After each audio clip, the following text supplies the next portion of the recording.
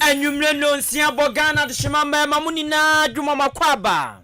De Ahenkan 93.3 FM Sabraso. Ensem odro esi omamuni esi adwa na anumre yi. Ye de babesum sa anumre no nsia Ahenkan Kasiebo de esi de doso papa. Echa abo otwe hwian so atuebo pa be chechim baako ama esanse dikana editi nso. De obetie bi ene se eba beto dwa Dr. Kwame Asa e de atudwa se mo behia pa. So manfo a di brow do bebrebe woni de akeka wono yenhwe ntoto nyama ye ewo mu gawufo de abetu dwa se alanchira batin samwandru ansampe wo de baye no omu de omu hu de ewo mu obinfo lord mensan so to aba no fo se wo ma diska ruru anyumanyuma mu na banhwe na dwumade bi ode aba no onum nyo pa se de be ya ebeboa wo mu Wobano amamu onsamo so asami jefia to bombo kasia ato na nado danko akufuado yasia bankasie mu haya she. Oya asase ye hwa dempa nam so ma chartered accountant and tax advisor bi e da futu akoma omanfo ni na che kwanya wo betumi afa so aye wa nneema na wo number ye abodo so ebusia ye kasenso owura bi etu abane fo se Polente bag adoso nti wonpe bibi mfa polente bag no enye. Wei eni avufo bi na nwere yesi adwade babasum se nwere no nsia Ahenkan Kasiebo na enwuma ko bada roma na ebu aso yasene ewusika famu se da mekan ye de aseda wampam aseda soko dede wakona kono ti so babu na wasi achim da dwa ahye ya dwiri wono mo na de nchance na agye ho ayekoso ena afi asante achima menje adwa eno nso ayemre pache na ebu agu ya de nase no ekwa Mochima Development Association Jubilee Hospital so ya de abra ni entu yare ase ena afi Bempama Plaza Hotel so ena enumre wonum ekure mu nti dwumaku a wonum eguta ye mu eno no ena enumre di achi ewo YouTube ni Facebook search Ahenkan 93.3 FM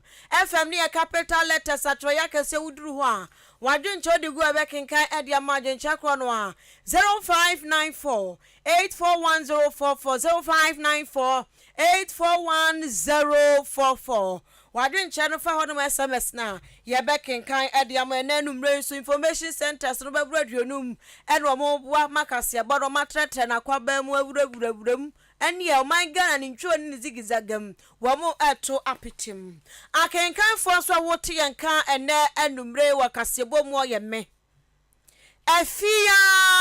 ampafowa mene kwaku anin kusi buadum afi nsam no nkyeremu anin fitiase eni what wasum wa fi atwamu afi mpiru nya aduonu mienu ye bewura bronya brani mu no ena ensem bi sori deja nani na ayeso omamu ye den papa enwema bo ye den fango bo kosoro dollar ahoden kosoro na sidi na edafom se tim na de atwama fonso mu nkura ya anwa emu gari eni de keka ho ni bo huri kosoro se kwam na sanuma wani na kofarbae no se eba nipa sitrema ha dwenti okoma bia mo e wo soafo mu a ohwe toto nyama sade bia nyama bo anya din bebre enu nti se mike chana fo se de mo doso nti wo ma bo mo modea bia se nyama bo ye de ha dwenti no wo ma hwa se sade ye atu nyama mu no ejina mprempre je wo mo chichemu enan echiripo baako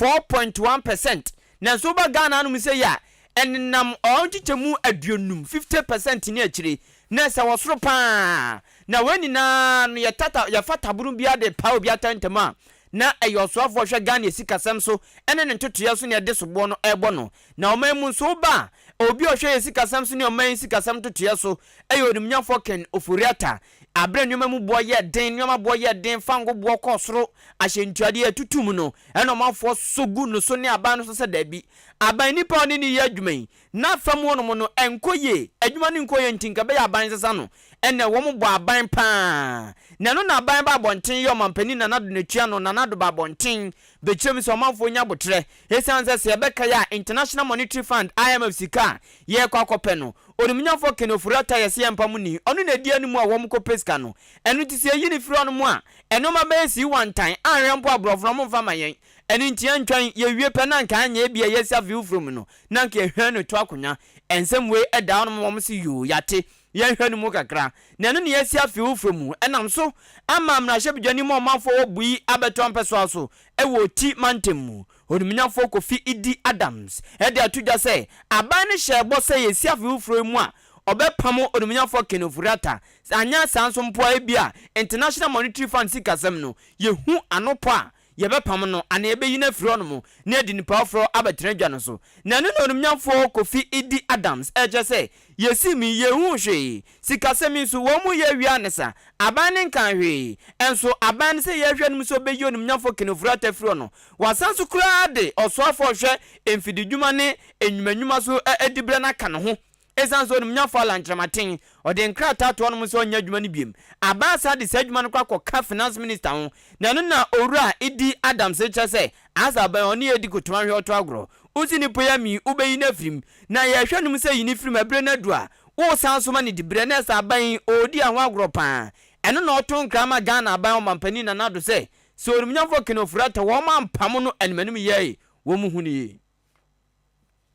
that the story he told them was not exactly what it is, and that is not what is happening. And unfortunate for me, a clear indication said, Mampini read the finance minister. Well, for me, that is how I see it, because frankly, and he said by now, Ukraine, responsibilities via Ukraine, they should be relieving him of it. In 2014-2015, IMF. It wasn't the finance minister that led it. Even though that finance minister believed in our dealings with IMF, and you know, today we had a minister who says, I won't go to IMF. Not a year before, or no, only this approach. We could have found somebody else to deal with the negotiations. We could have found somebody else. Eni amuti ye ayo onimnyafo Kofi Idi Adams. Osanto so ka biem se, wa afimpini ni duna 2014. Ni afimpini ni dunum 2015 wakai pa abra wo mu kwako pesika bi F International Monetary Fund IMF sa be na ND samonye ko na abreso eno so sa na osofo won mo won so wo mu gidi se o na on so ntutu enko ye nti wo mu hyebo so ye wie pe eno on be ha tutu nyoma ye eno so sa na no panyini jeze emprempren wo mu ka to su biem se onimnyafo Kenofurata e wo soko ezan se sikeye mu ye hu ba bia kwa kopim azu osuma bro ano baby oba kopim mfa ho na so die hu baby okwa kopim nti opanyini kire se wo mu nti bibi emfri aban nchen figures now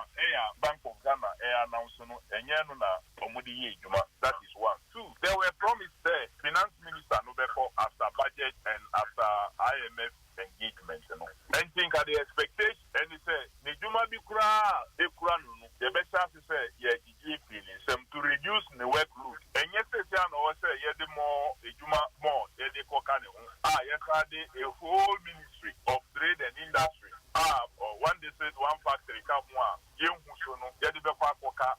I think it's wrong for the president to do that, but the MPs now omuko ha omuko tie mampinina sem and he promised them omo and awama omusai them at the from this year. Ebusia nipa amutini ni ayamrahye bedwani mo manfo wo bui abeto ampeso aso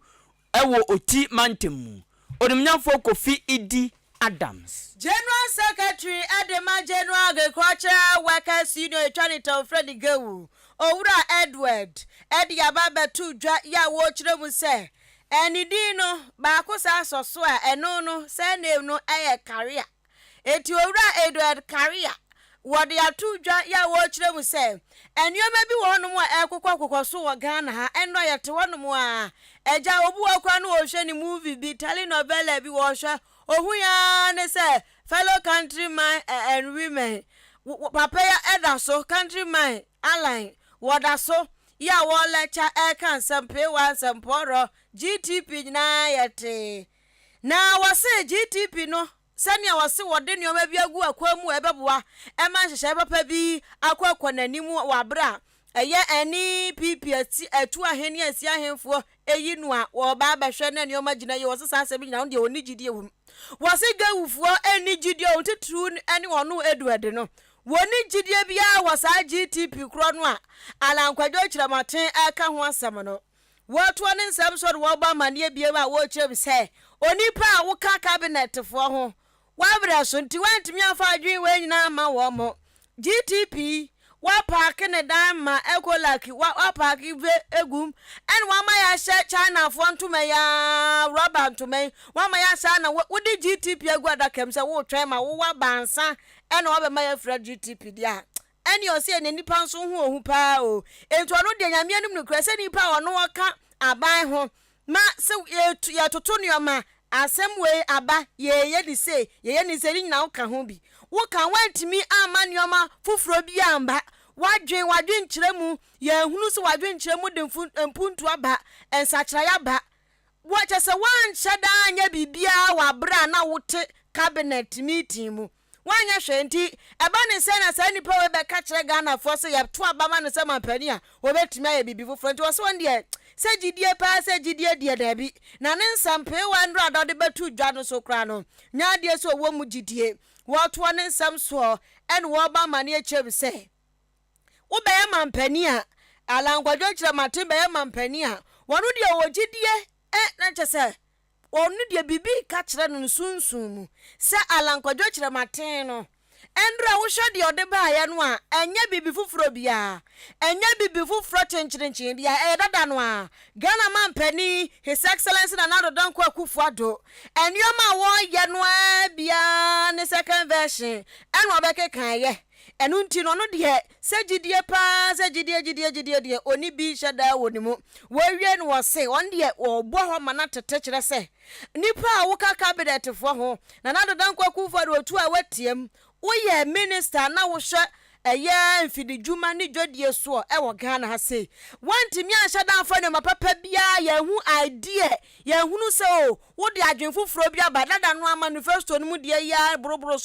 so a wantimi afa adwen foforo bia mba ama wanda so e wo enipa nim obuon mu a ba bia wo hye no nipa ni nyina nye nanso obi atimi hu e wa chichi se asomasi won de wo ye pa wo danso wasi wedi ya hunu se alanchamate danso ewo san eye MPP amamu a omubuo ni mu aso mu nyina ya perfume fry eti kutuo beka chada de sense ni hu yetumu a asem we asem sebe. He had the opportunity to also help correct the problems within the Plan for Food and Jobs program. There's no excuse to say that I was not the minister responsible for agriculture because he was a cabinet member. And I believe all that happened was had cabinet endorsement, and he was one of them. So I'm not seeing what he could come to do different than what is under the Plan for Food and Jobs. Maybe if he gets the chance because he is going to be the president. So if he then becomes the president, he's not the person who is going to implement those policies. It is ministers like him, as he is today, who is not a president, but implementing policies. So I'm not too sure that if he becomes a president and he has these ideas, and then you have a minister to implement those policies, he can guarantee us that those policies will be properly implemented. Nipa wotini nkai waya General Secretary Edema General Agricultural Workers Union Gewu Owura Edward Garewa ye toa Garewa ede no so ne afio no mo a edine ebi ehu Garewa ye wo Galiban so ho Galiban Galiban do ati NDC ni papa bi communication NDC for Amisodan communication director Galiba ono na di we die Garewa se Garewa so okay ene Yarewa so Yarewa de bro no Yarewa zongo awaguna Yarewa Yarewa zongo Yarewa kese Yarewa I don't know minim say pipi kasadia okay Yarewa zongo oh Yarewa zongo awaguna sodu aguna sodu so asem na ni edi hu nkobo ase wa ne se nso aka sa ewo Mandela chi wono mo sa wow yeah to answer no so na political science lecturer odini juma ewo University of Ghana Legon Dr. Kwame Asante edi atudwa se empenfo bi dinkrata aba bonten se adwuma no munya biem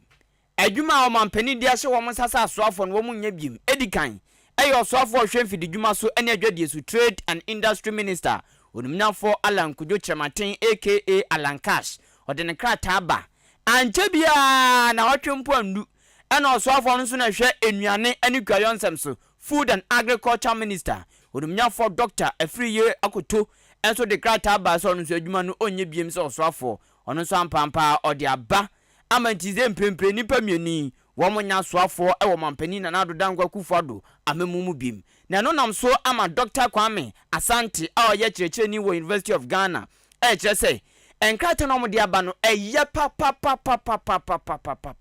weni kwa so bia kasatia e so bia bo sebo ebo nsem yi a ye pa sɛ empinfo mienu de nkrata aba sɛ wo munya dwuma no bim ɔse eye pa nka be mpa nka wo from punsua wa wote watena ya onim sɛ dwuma no enkoye ma wo unhu so ayesi one time enso gya na wojun sika di no ɔse untumi nya vakrata abra na de obetumi aye dwuma no ma metena so ye wono mo no munya dwuma ntoto nneoma yi onomnyamfo Dr. Asante kasa no santo ne nsɛm so sɛ enkofo mienu wo ma frimi na nado dankwa gufodo obetumi aye na dwuma kama so wo mu a entosi wo mu frimi nso a wo mu frimi entosi wo mu nso enhyema enu tufiri no ma frimi no ha dwen bia nemum asema waka ne sɛ enkofo mienu sanko wo mu da so te adwa so mpo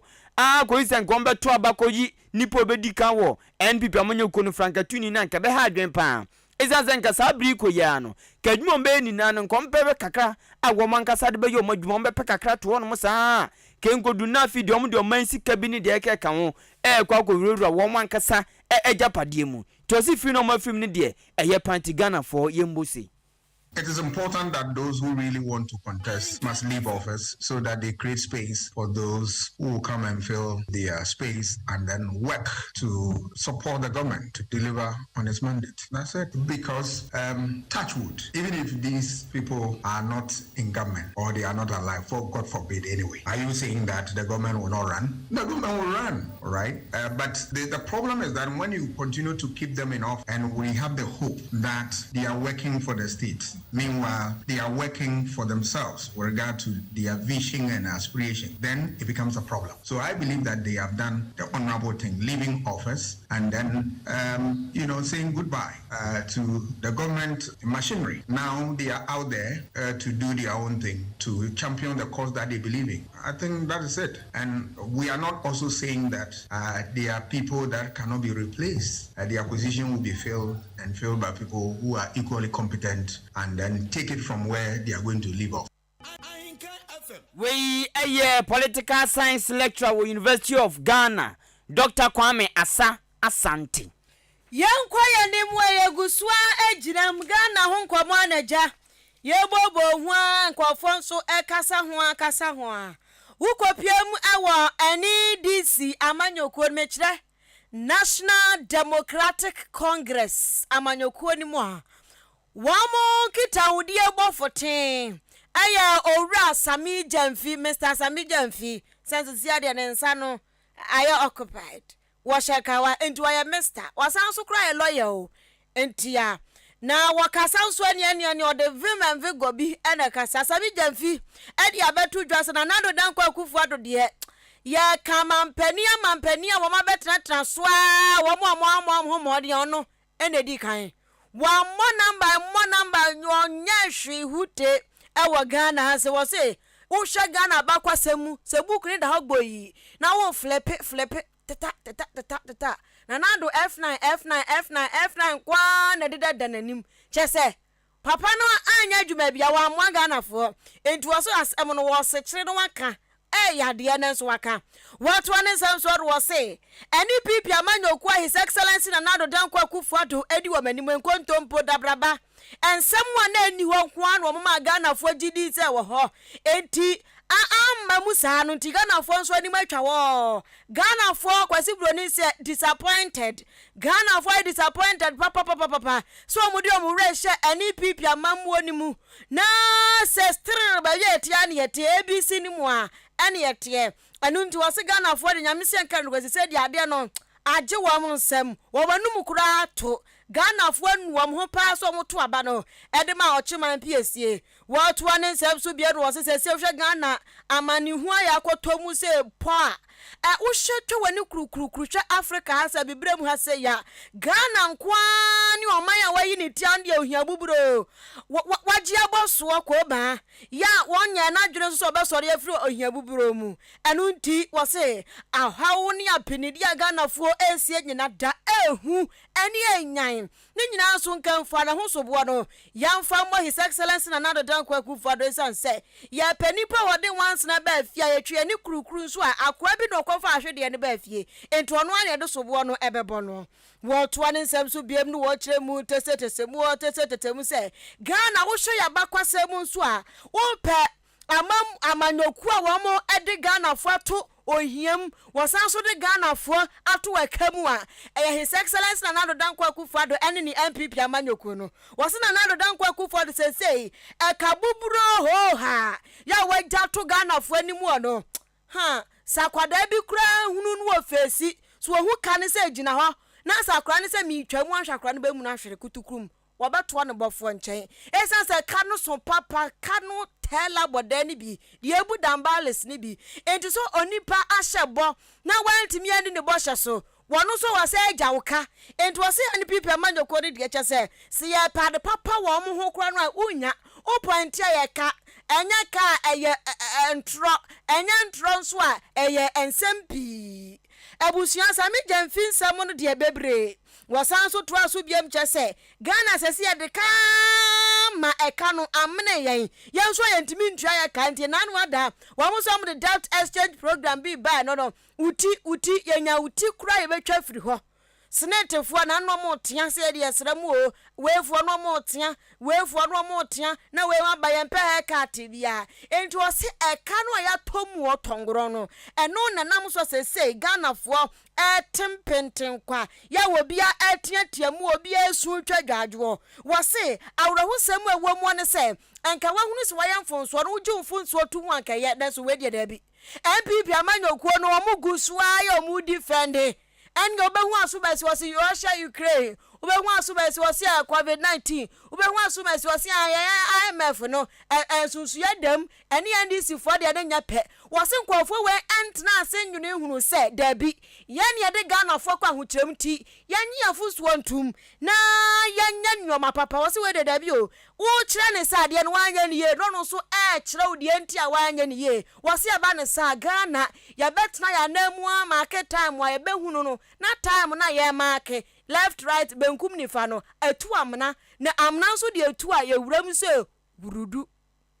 abibire matoye impo se Cote d'Ivoire fo mo ye hwan no so he ya Burkina fo ewo he ya Togo fo he ya de ekoso wo Ghana no hwe ni besi hefa de bi koso sa wo hu se Ghana emre bi aba e ka mene o man no ama ya ye bankrupt ya ye insolvent ye ka akosoro akodu mpomponso a ene Ghana ye ntumi entua ye ka enti officially enka ne no na omo ye adanko da adantrekese ye ka omo se yeboa ye ka ye mo se omo yeboa ene kaku omampenya kufuado one na bedi akire alaji bawumia ene ne maami nua ba na ohe omansi kasem so kenufo yata o magye atum se Ghana ene eka amene yen a ye ntumi ntua ye ka nipa wote nkai aya gitaudie bofote adema ani DC amanyokuo no rasami jemfi na dia baba to no mudwumadi aba ye afia kan wasem sisi a haircut no dia kofa asasem we na ba ye aban hihye bi ode aba yese no debt exchange program na eno na lecture bi owo University of Ghana Business School Professor Lord Mensa kasa cha say sa debt exchange program no saban peso tumi ye ni ye pa na butanti a wom de sadwumadi ne ba no wom saka dise wom nya botre pa dede wom wo sika disika ruru nwumanwuma mu dise wom nya botre dede wom de wom sa fa fo mutiri wansa na wom atumi anya sika de aba be ruru mama ban botaye nti a ode debt exchange program na ba no nensaka de nti a obenfo lord kasa ne se oso wo hwa afimpinu ne aduonu miasa kwa mabosika sem krampo no enu kra ne de ka wom kra dada ka ne aduom kra ne nam 65 billion cedis 65 billion cedis enyes ka keto se anu sei abana fa ne dedenden pa so betumi aye won to 20 o ka ni pen aka ne kra cha ban sei sa ban per debt exchange program ni ye pa aje investors no wo me wo sika no oni evidence a so pa de wo mo kakra nom discover rem ayesa de a aban bedi ndokro kwa. I trace back to the 2023 budget that we read in November for this year. Clearly, government did not give any signal that we're going to go through debt restructuring, and as a result of that, may find it difficult to even finance its own deficit. Because you cannot finance 65 billion deficit that has been declared in your budget from an environment where you want to have a debt restructuring. At the same time, from an environment where you've been priced out of the Eurobond market. So, if you look at it carefully, the whole exercise was not thought through, and I can tell you that we're going to use the whole of 2023 to convince investors to buy into the bond. Government is behaving as if you can buy into it, whether if you need it. If you don't need it, you can leave. But government also needs this exercise, and as a result of that, the engagement is very, very important. Now, Benful Lord Santo also say, woman discover nyuma investors say wo mo pa, wo the business minded no. E was a ban kopa ansa na debt exchange program na tuma ye na eso aso abapa na bia ka Ghana de hye nyina no sa ban pen sa pa na sa ne sa be ka wo mo a pinfo ga sem bi se wanya aboa ma aboa ntumi nchi aboa enu nti sa ban pen ye pa giso nya botre no no aso de ne ho bi bu afode sanse ye sie de nam na yinam sa ban amfa ne nyoma bi ammo afode pa na wanya investors na be ye din papa se won beba ediska be rewrem. Government must engage the investor community very well. Get to know their reasons for investment. And this data, you can easily find them. When it comes to the collective investment, there are forms that investors fill in to achieve anything before the year ends. We may have to sit down and then get to know the investor community very well before we come to them with this exchange. Nipa motini ni oya chachra for our University of Ghana Business School or Benful Lord Mensa enono. Ebusia enumre no nsia Ahenkan Kasiebo no wasungu so awutie wa Ahenkan 93.3 FM so no fa wadwenkyere ebra 0594 841044 0594 na yankenkan emfa emau YouTube ni Facebook nso yedam Ahenkan 93.3 FM wo de fa won so a yabekenkan ede ama fenchema yendi dwa ansani atoaso Bempama Plaza Hotel yampatam ha de wo pe hotel papa dem ma wa fili trabien on se hotel bu anu a mo kwa na mo ginagina sa de ma de ayira no sanse enkwaye empa kura da hono no eche obi echinkase na wanga sakura no obeda so afili senti ubem so oginantenten anu no olecha adwuma ese kwaso kurantimi nkoso na o masa abafie mesrew wo pe baabi ada adwodwo ho a eye B Plaza Hotel ena wo se wokọ wanya hwahoa ye bekọ weekend ye na ewukuada Thursday beba Friday beba Saturday eniye wedding so as say akwaso no ne engagement ne abadinto nyame adom kofo ware na ebi nso jaya na ebi nso wa ne nyina ye ma ye kra enu ti ebia aware abadinto nti ubenya ahoho a mesrew eye B Plaza Hotel fa omko ho na omko amakobo odimpa nya fe na ukwa ne ehu asumensi pa ba bi ode yen kwan sa konfo yi wa ma no pan kwa yeni tse mesro debi B Plaza yankwaji usika kasi ebia nenso woni pan ba unse you wodina koda ba bi papa okwa obebu odimpa sa dimpa so we eyesen ahonya enti B Plaza Hotel queen size bed orthopedic papa bi fili trebia obeda so agyegia dam air condition wodan bia emu eda ba kwa kitchen shemu obenya self contained kitchen wo mu ubenya fridge simna TV simu idi na ne dia be na wo hwehwe na unse B Plaza Hotel so yeshada wo wo rooms bi won mo afa nipa be 30 eno no munya asem bi abia abusua ntokọ bi me kan tokọ anu maka madam fu bi wo so ntokọ won no oya igbeni nti won wo ntokọ wo hunu kan ti wo so ntokọ enti abia manya abusua ntokọ bi na mu pese mu kosiesie aware sem siesie mu pe ba bi akotalanku akamasem a eye B Plaza Hotel dance be sadan no efa nipa be 30 aduasa air condition sa ho enna mu pe ba bi aye conference akofa adwen akoye business meeting bra be hia me konko hia wo ensanse na ka binum ho mu ko business meeting no ma ko hia wo ensanse aba eya hunu die ewose wo ye abre bia se eya idia date na mo ko de amatimi akohia wo ensanse mako tutu bia keka bia na se business meeting na de oya akotena ensanse dabi ma animonyam bram ma yehunu sakwai wote adwuma no woya na sefa no ko B Plaza na mo nkwaje akunya mo nkwaje dan kotenam na mo nto ato adwene na fe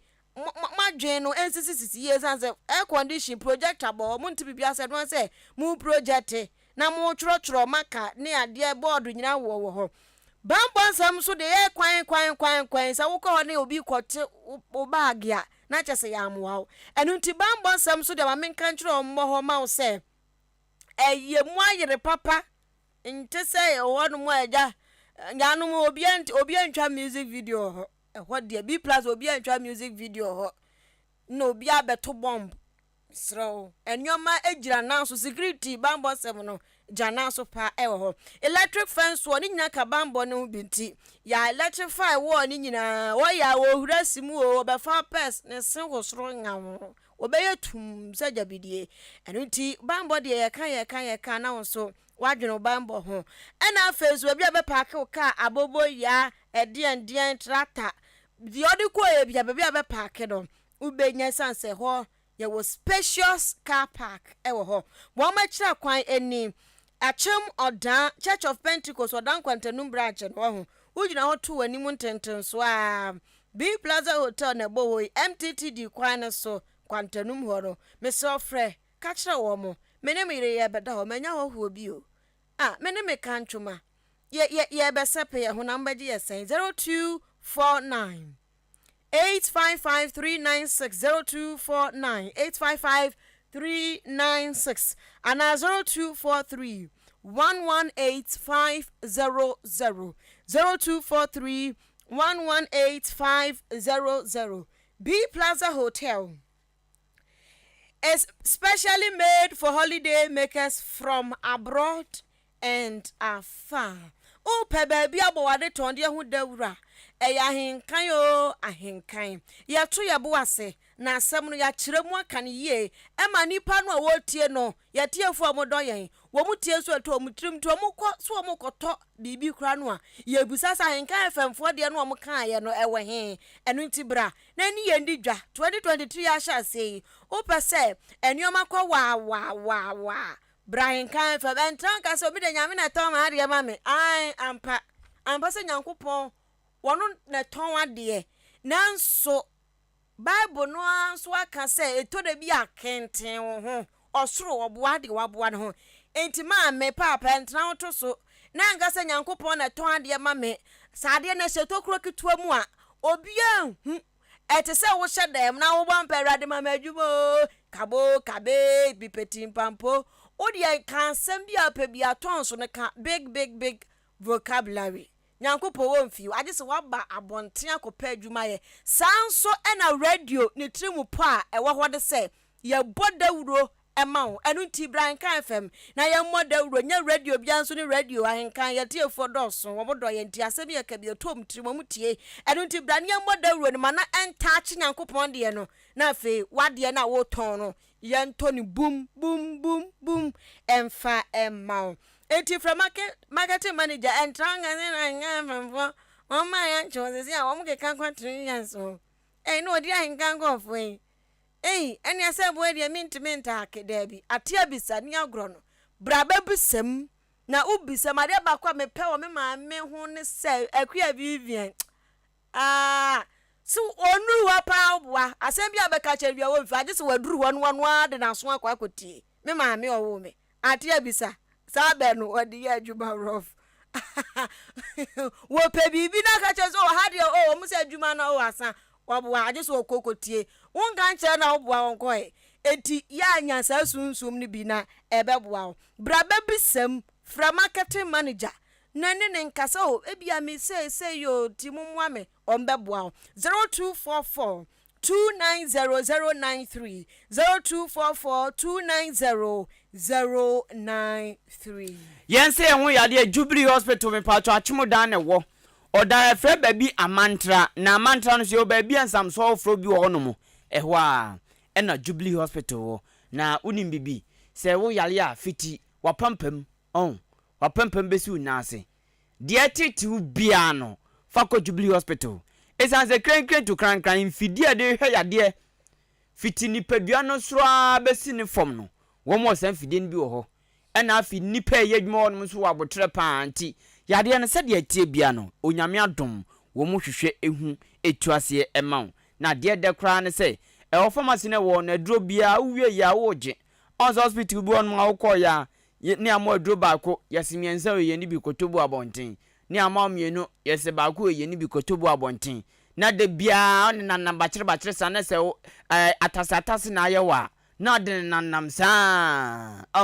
unya radio bi show ntino me pacho eya ko ba bia wo ma krado wo ma ready so mbe hwew atu yade ase eno ane Jubilee Hospital eya no aboaboa ho no aye ne sa be pama me sanse enkwa de ehunya pa ene yale no so ka wa na wo ko me pacho wo koda on ma na wo kwase doctor giran so abribia afi lab test bia so wo mo ye ebiem oba wo fa furu ni problem kra fa ho ko dan to say kristoni a waje Yesu atum foforo me fa Yesu se me kra de gensan bibia Yesu me o teacher ni bi wa mantia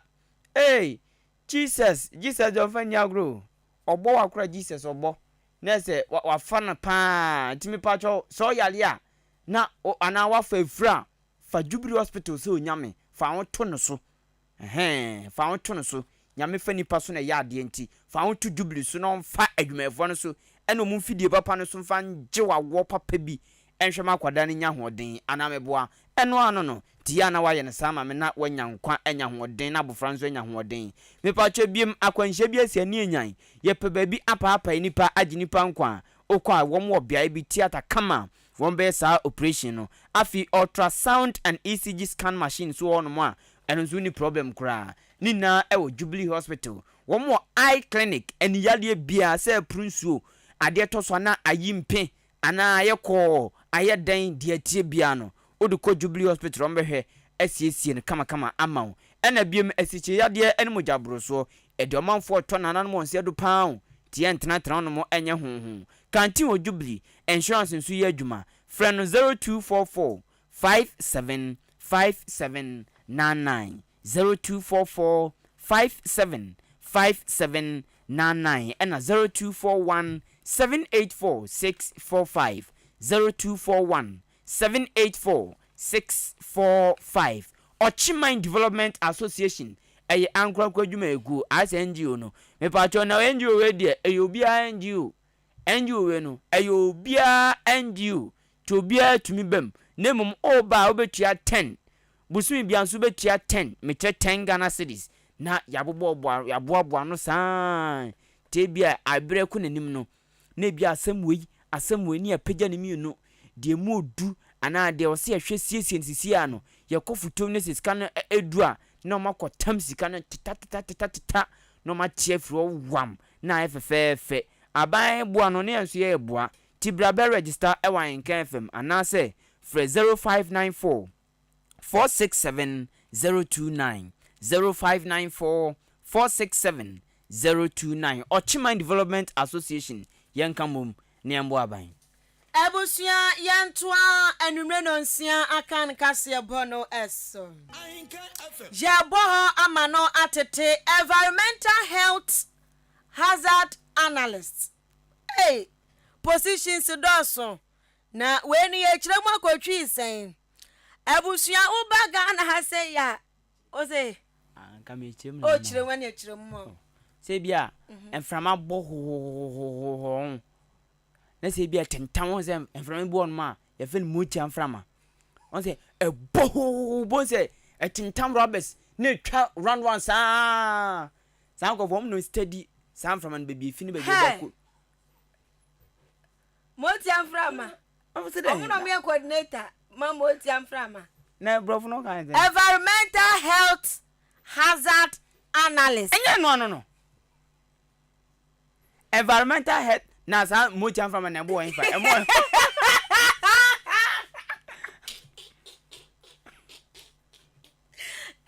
wiase bene wo bi customer ni my customer djuma na ma adwini nyina da do customer eti mo me kan sa mo ye de mo chan fa na e twa no ho mo se sa politin na rubber school wi mu almost steady baby free ba and baby ko wie environmental hazard phone Abusia any environmental health hazard analyst owura bi e ba no se yampata mu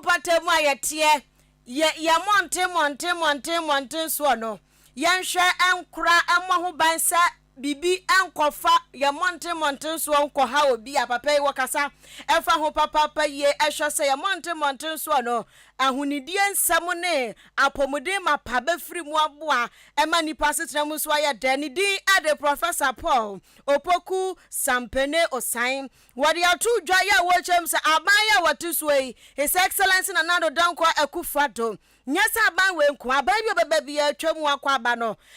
onyo ono nko antimi amboa se ye monte so no ahunidie esefata no wono nko betam asoa na batiri so aba behwe se rubber enyoma hodro ensan fata ededa ya monte so no eba be pra ni nyina wo se aban nko antimi nya enti ato se Ghana fo nyina ka bom boa na efi ya dokro yan ubehu baabi na be fom bi atetea pansam bi emu kankan se bi udidi afache me na efum baabi ubehu na kwabra ne wo pra ni fie nyina no de agogu gatam se twon wonom pia wata gatam twon wodi family ka twon chese akutu okro no benum awi agatam twon ensuo ton so na eyiri fae na ma ya monte so no kan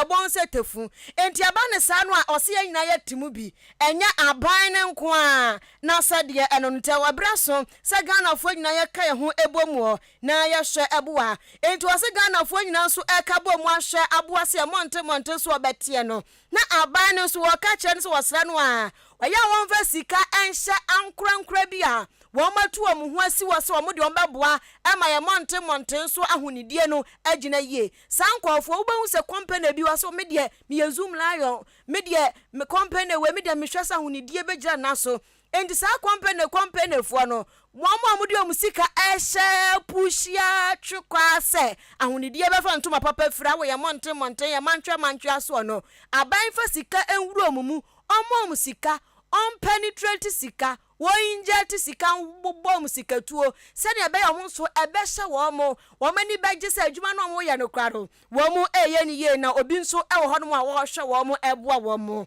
wo to ne nsam so biem no wo chem se kane no eda so wo hobat na se mako ubehu obi na ne polente bag kura no ubon sa ba bi kura na ba no dadoa wom enti wo de sisi fam se ya pure water rubber no wasesa polente bag de ya uhu se nkofo pure water rubber no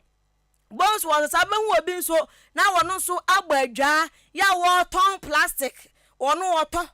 woto no akoton enti se bia wo plastic bo bia didi mu wo fie epaya na de akoma wo no omo ato no omo so akoton eno ye dane ya ni timi de ya bibi foforo enti sa dwumadie ni nyina na wo sa bande de sika ehyemwo ebo sa afo ni nyina sikatuo no omo so enya ahoden ye wo se kadipa no wo sesa rubber no wo fom no enka ban no ema ni sika amma ni sika de mu odura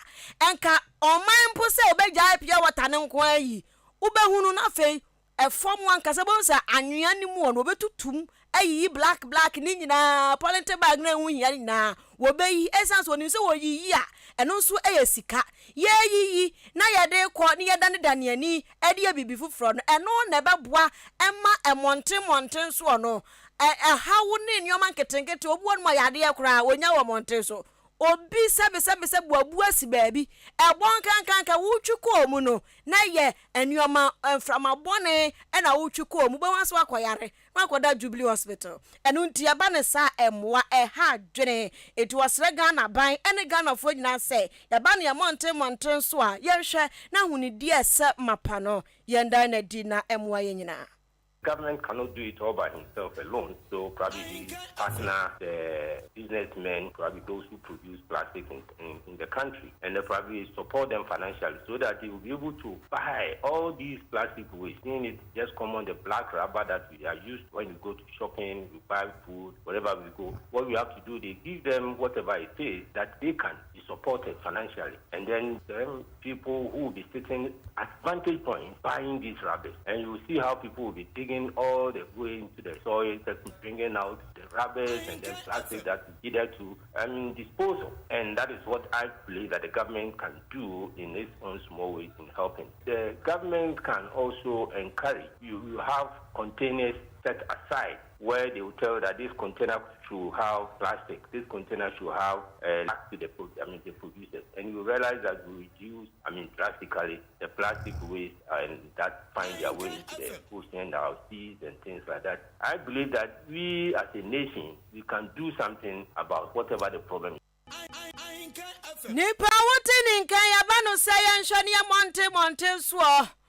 emma yen ahome papa emma yan setena papa yi on de yo ane say monte so nsem and worker environmental health hazard analyst Professor Paul Opoku Sampene Osain, aka controller of Motiam Frama. Hallelujah. Amen. Yeah, to aso na wasugusu ya wutie enme no Ahenkan Kasiebo ewo. What wasum? Chartered accountant and tax advisor Kingsley Ahenkan Hayford Edad Sedie pay mo du akwa matitu Ghana form yakwa wom do mudwumadi di pa yekua na ekua no so wom de pa ye nua e na ode Sedie tu omanim se wom nua na wom duaduan bebrebe no ya wom hwe omadan ya chine de eke kan wa ya ken oya asase ne boa ye din ene de eke kan ni na ye bi ya dan ya chi nua dua nuaba ya nge ban ne nua no se de bi nua ne bo ne de eke kan no ni na betumi ayefo na abafo mama yen oso ye nipa da seni ne so nya daje nya abotre pa na babi oti oje eban wa chire pa dua bode banchi ene abroni de eke kan wa ebetum ni bi ne wankasa na wote de ezanse bibia ni na kasa wo tenska kokromu a enemre ukoya matomato obe medimedi ni nchire muni. Food is critical because consumption is going to go up, people will eat, and then transportation business is also, we need to look at that. And farming is because now you can do vegetable farming, you can do poultry, so you should invest in those areas because everybody must get into farming because look at the food prices. And then again, let me suggest that the rains will be coming, I'm sure from March, April it will be coming. We should make use of our backyard, please. Let's prepare our backyard for farming. Everybody must plant corn, some vegetables this year. That's the way to go. So that I can go to your back and take some pepper, onion, and tomatoes. Very important this year. Everybody must do some farming around. In Accra here, in your house, create some corner and then plant. Planting can come. Planting in my house comes every time. No, I can't no. Leadership by example. Also, no, body audio ni dechi de keka eba panchi. Ubuani ne dechi down mo na ho funa asan yi enka na ntontoma begu onu fadua bibi na nya aduane firim. Nipa mo teni nkan. Onya se oya yi bi okuani o. Ubi akonu school awie edi ne dwuma pa bi no. Osan ye fuo woni denchi. Chartered accountant and tax advisor Kingsley Ahenkan Hayford ena mo teni ne no. Ebusia mayamfa manfo adwenkyere want to be embra na yenko we edi abakọ bi edutum oso wo hwe live every tema ana kwa mensa pilatu ose BMW must win edinyo BMW yo na ayi Lamborghini so no de MC enya bi Komensa pilatu no just nani abra watu agum ana slasin so edi abawa say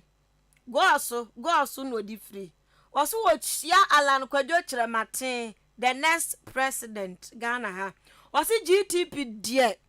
a good and best brand GTP amansan buafo GTP yenim no free tete GTP obiara se eye na sa body we the GTP ntoma na ya mansambo afu enim fit. Oh, okay. Enti anonso no baby fancy say na menko SMS kusi we are now the announcement na atwaso. Enti ba menko SMS na Facebook no me ya message na bia bu akam ti mo amde bae no ya da mase ma menko SMS na nasere bo e de aba o se wo di free dem okay Democratic People's Republic of Achiase. Was a fellow Ghanaians. A great minister on one transia who said,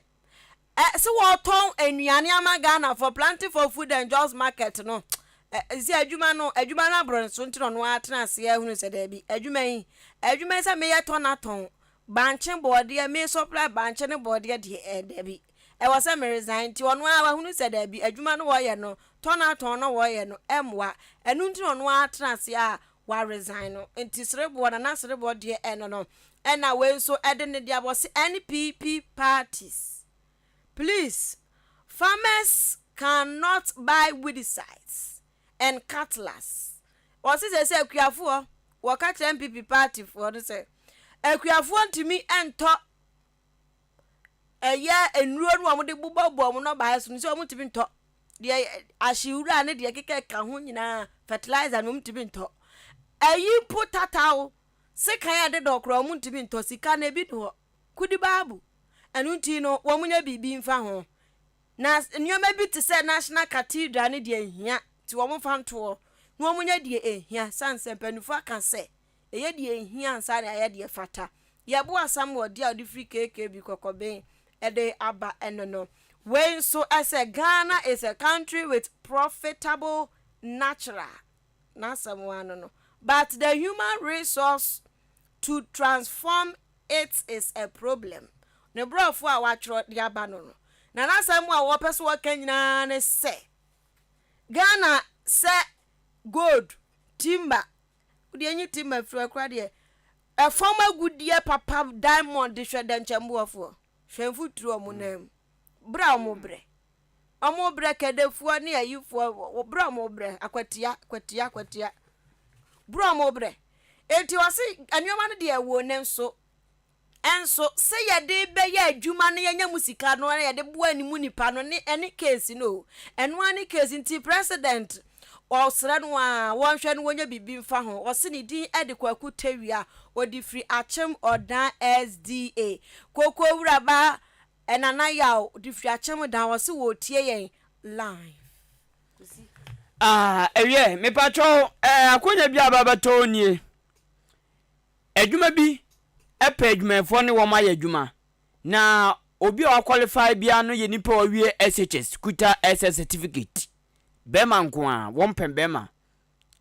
adwumako bi epa adwumafo ne wo ma ya adwuma ukuta SS certificate a wudem mema nko ano mo pe na mom wo mo pe fiti enfia duonum ko aduasan 20 to 30 years 20 to 30 years enti utifie upa adwuma wunya bi oye bema a wo wawie SHS a wawie SHS nko ade a 20 to 30 years epru na bia ma ompa adwumafo ti de obeya ne so de application beba nkan FM obape ka so hwe manager look for manager never application letter ma ye manager ananso se free 0244 878763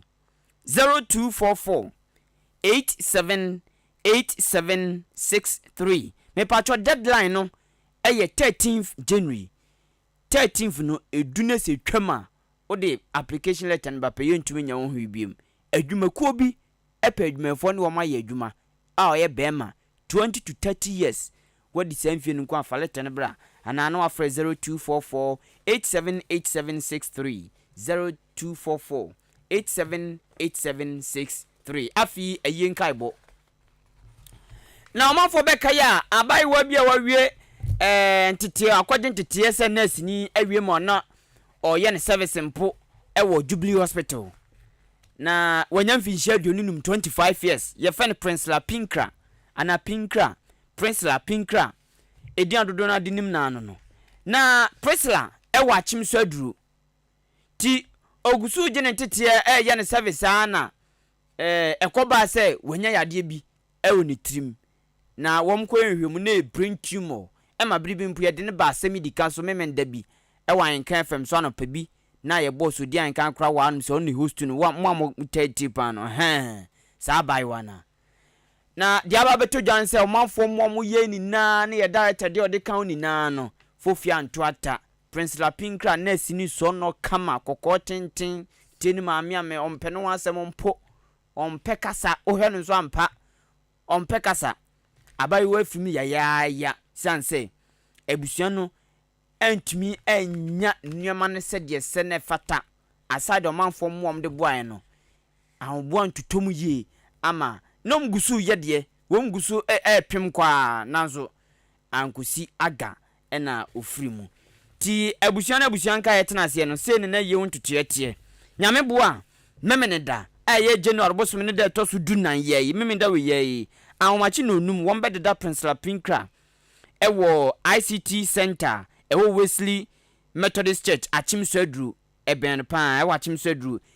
ICT Center nanim eno bededa Priscilla ti ya na jamfo makai ahyenenso afi wom wiom be ye awufusom amano sada na ewo biae na makopenem krabia ade achikwasi ada wom be ko asori ewo Apia Memorial Methodist Church Achimsodru anopa no nson Uwopa na Priscilla ne papa waja no atas fasa asesu yowura Kojo Pinkra ena ne mama Madam Joyce ofuso hene mama abro wabre pa enuanom no eye Bridget ofuso hene Achimsodru no wo Dina Pinkra Michael Osu Pinkra Ivy Ayim enuanom ma ne mema bi ke kan na yawo ene wo ma ke kan na wo mu na si ajamfo sa wo mra meboa na Priscilla wo die ya lady ni ye nice lady pan hofo ya hwe ne kokko hwe poster down see sa picture we sa time no won yare no hwe ne kon ba kon yare bi se da ya na me se wotamfo kura wo mompa sa ya emma no emmo sa yare we baby o brain tumor yare bi se sa brain ene omo se bibi de hole in heart kidney ayi ena ho ka bebre we enyoma omo totodia ye enyoma no omo se omo totodia ye operation nkwan 60,000 Ghana cedis 600 million enti Priscilla ba no ne mame ne na busuanfo bi ba ye no very dumba radio no so no wom 6,000 ti ene enso ye kanja gum tutotita ena manfo boy papa sada no former Achimdan NPP chairman Udu onu kwa akura 2,000 yejiji bia wie boss so de bi kan na ye nenam almost 9,000 e kakra ne adu 9,000 de koy no mse entesa kodu kwa koy payment my ready I ready kwa koy payment koy ya o 60,000 ye 6,000 60,000 na aren swam so ma munim ska omonim say 60,000 omu make half payment mpo omu make half payment no mu hwia omu de aka so no se da unse yare aka se no e wo say na insurance beat me cover kakra wasre yenru ho edio pa yare aka se me yare se bi da ya na in fact me ya me suru yare a unim ade a ehinta eba na ba once eba yan so anche dabi na de woko sa kidney ni dia ben obi ese na koma ehu lady bi nso bahamri bi na koma ehu se de na wo hwe ne na enti ya no abusa on se ntu wo ma enya sa yade na omunya free he eda na de ba yade a wo ho na ni se ase ye bia sane oye onwoma e bia wadidiem nwoma ni na kan but wani ma ho so em se developing kakra nwa se esiewi wom brain tumor na pompompo ball baby a on say abrofu nim yarewa bi say ntino o hospital san yarewa bi say no ma declare an emergency uye hwan enya na kope yes say wo school so ni school aba ne hwa ya ma na we wasan koye nurse ni kra de nka ne bobu nkon kwa de ye be je ne tentem kra but ye hwe man mu abro ni onu utimi wo ba na se bia kra ne ye yarefo utimi hwa uda wo kan so utimi hwa na aba ne hwe na eno na mekan aba no sika wo da ba yarefo no wo angasa kra wan hwa ye mbehwe dabi aba na be pesa akwala no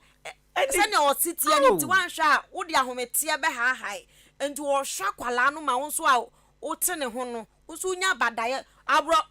ga even Ghana for sebe oma wo sebe nkwala ho ba bi ateche ma omo abroche abaye omo mekeka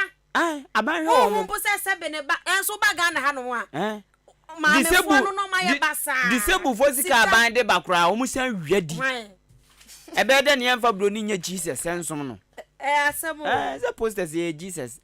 abrofu e kire se o ma gi mut yes Tiepo image bia asignify. Tebusia pressure asem ya reho pa ma obusu no. E ma reho pa da me tese wawu na ya me ya o. Se ye rade. Me rade hu yo mo. Na ya le we. Man pare ni po. Na ehu.